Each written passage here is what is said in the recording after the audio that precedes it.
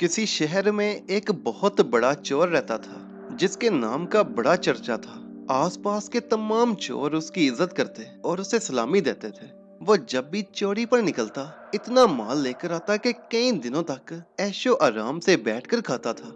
एक बार काफी वक्त गुजर गया और उसने चोरी नहीं की, तो उसने सोचा कि क्यों ना एक चक्कर लगा कर आऊं। चलते चलते वो एक गांव के बाहर कुएं के करीब एक नीम के दरख्त के नीचे आराम करने के लिए लेट गया। उस वक्त वहां कुछ औरतें पानी भरते हुए आपस में बातें करने लगी और एक दूसरे से खैरो आफियत पूछने लगी। एक औरत ने दूसरे से पूछा, बहन तुम मायके कब जा रही हो? उसने जवाब दिया, मेरे मायके वाले मुझे हर 6 माह बाद ले जाते हैं। इस तरह दूसरी औरतें एक दूसरे से हाल अहवाल लेती रहीं। उनमें से एक खूबसूरत दराज कद हसीन औरत भी थी जिसका नाम सोहनी था।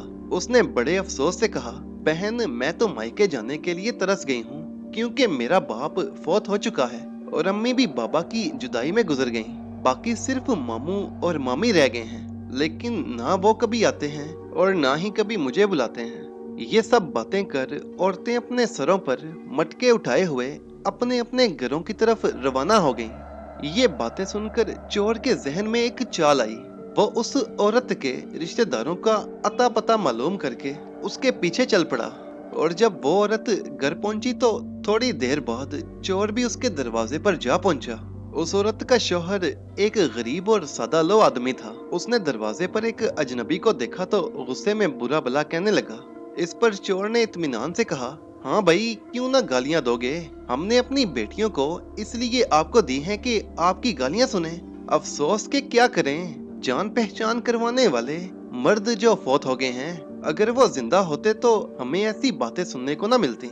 मैं तुम्हारी बीवी का मामू हूँ, तुम तो हो ही होश हवास से बेगाने। तुमने तो हमें पहचाना ही नहीं, मगर बांजी भी नहीं मुझे पहचान रही। बड़े दुख की बात है। सोहनी ने जब ये सुना तो वो दौड़ी आई और अपने शोहर से कहा, अरे नहीं, इन्हें पहचानो, ये मेरे फलां मामू हैं। ये कहकर उसने मामू का इस्तकबाल किया और उसे घर के अंदर ले गई। वहीं रात हो गई।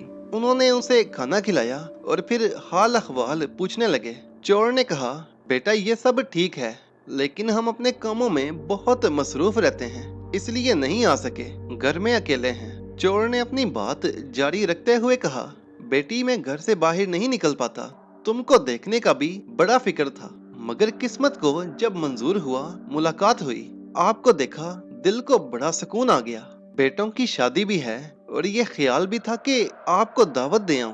अब ऐसा करो कि मेरे साथ 2-4 दिन पहले चलो और वहाँ खुशियों में शरीक हो जाओ।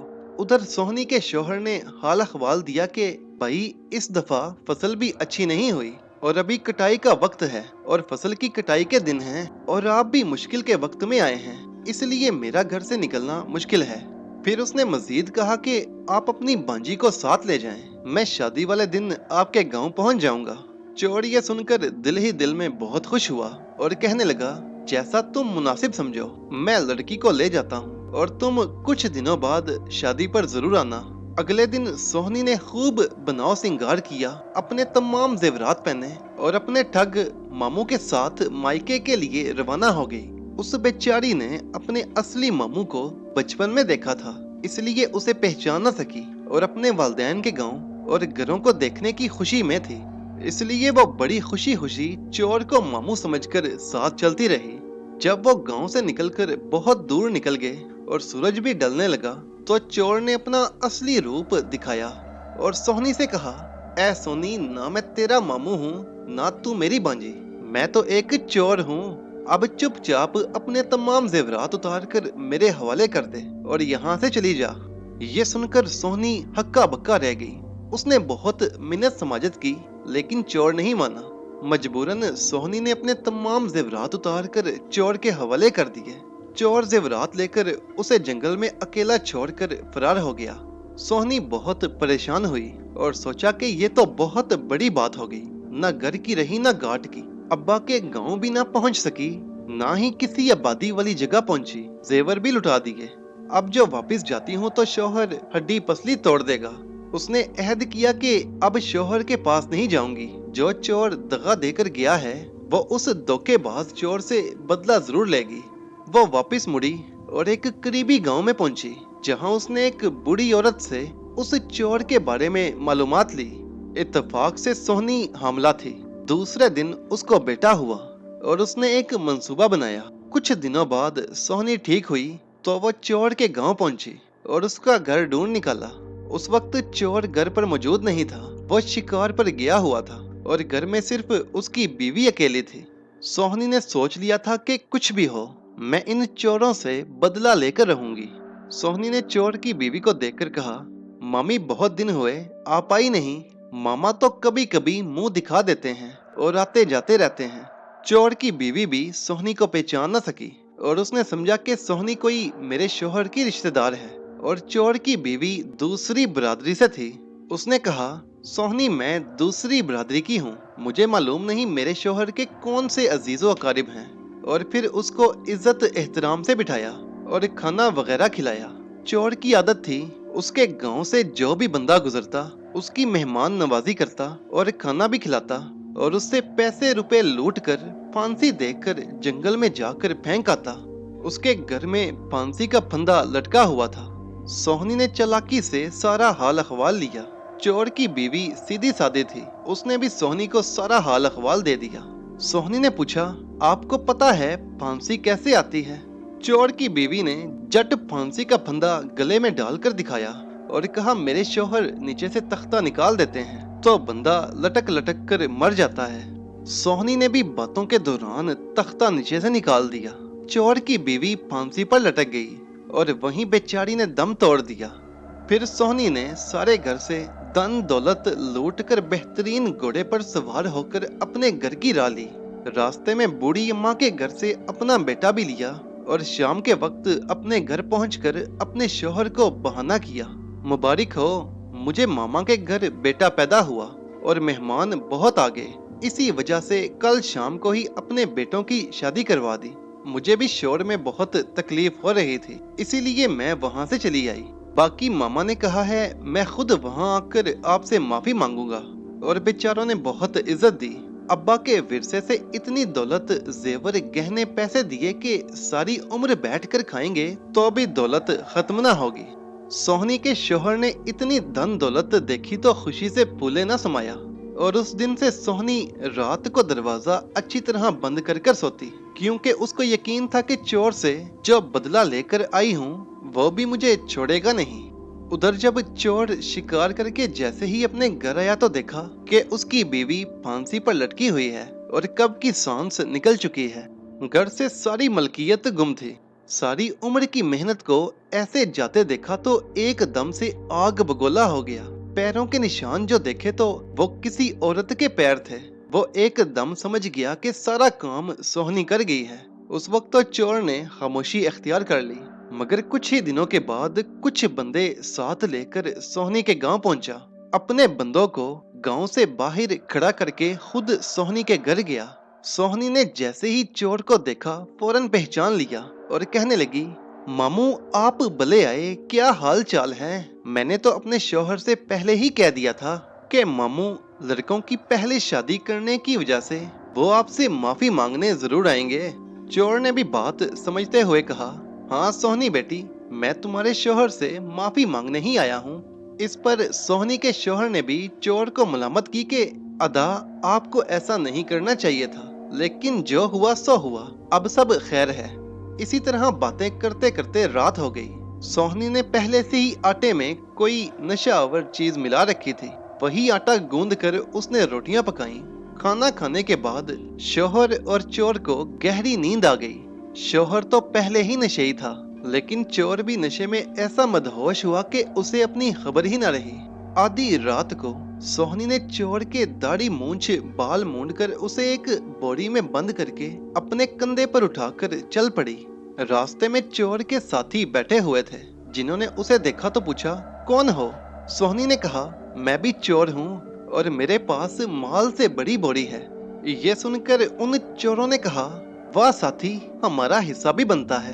खैर बात तय पाने के बाद वो सोहनी अपनी बोरी जिसमें चोर था वहीं छोड़कर चोरों वाली बोरी जिसमें माल था लेकर रवाना हो गई। जब चोरों ने बोरी खोली तो देखा कि उनका अपना ही साथी बेहोश पड़ा हुआ है।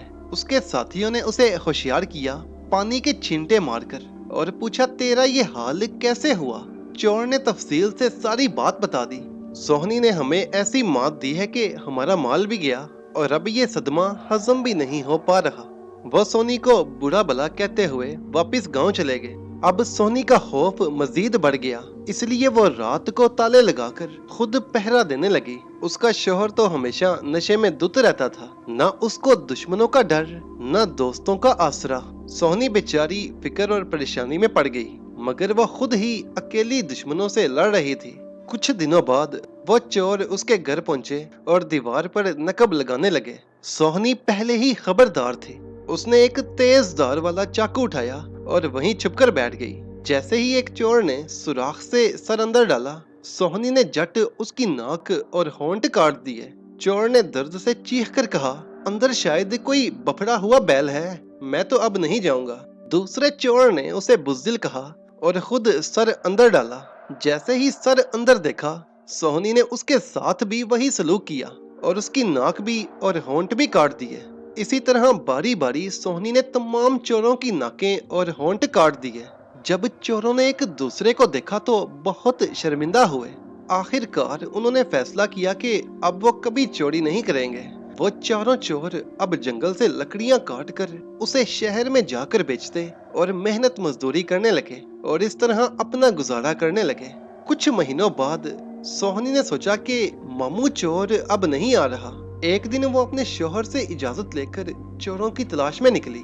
उसे मालूम हुआ कि वो चोर सारा दिन फलां जंगल से लकड़ियां काट कर शहर ले जाकर बेचते हैं और शाम को एक बुढ़िया के पास ठहरते हैं। सोहनी उस बुढ़िया के पास पहुंची और पूछा, नानी खुश तो हो, मामू नजर नहीं आ रहे।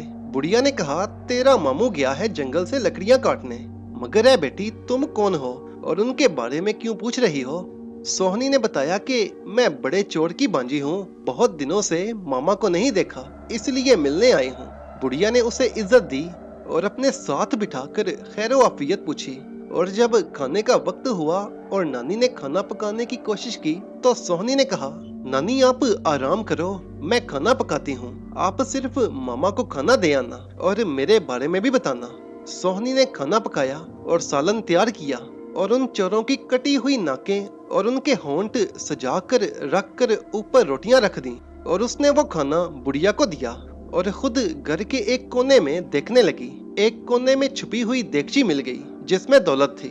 सोहनी ने दौलत देगची से निकाल कर और देगची वहीं फेंक कर खुद रवाना हो गई। नानी अम्मा ने चोरों को खाना दिया और सोहनी का पैगाम देना भूल गई। चोर भी खाना खाने में लग गए।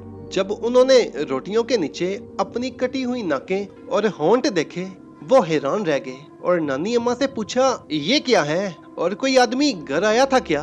इस पर नानी अम्मा ने कहा, बेटे मैं तो भूल गई, तुम्हारी बांजी आई थी।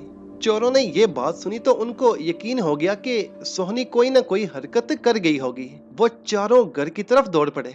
वहां पहुंचकर देखा तो दौलत वाली देगची जमीन पर पड़ी हुई थी और सोहनी गुम है। चोर डर गए। सोहनी ने यहाँ भी न छोड़ा हमें और हमारी भलाई इसी में है, जाकर उससे माफी मांगे। आखिरकार एक दिन चारों चोर सोहनी के पास आए और उससे माफी मांगने लगे। वो चोर कहने लगे, अल्लाह के वास्ते हमें माफ कर दो, हमें अपने किए की सख्त सजा मिली है। सोहनी ने कहा, माफ करूंगी मगर एक शर्त पर। चोरों ने कहा, हमें हर शर्त मंजूर है। सोहनी ने कहा, ठीक है, मैं तुम्हें बख्श दूंगी, लेकिन जो माल तुमसे चोरी किया था वो कभी वापस नहीं करूंगी। चोरों के पास अब कोई रास्ता न था। उन्होंने लाचारी में ये बात कबूल कर ली और इस तरह उनकी जान छूटी और चोरों ने तौबा कर ली और सोहनी अपने शोहर के साथ हंसी खुशी जिंदगी गुजारने लगी।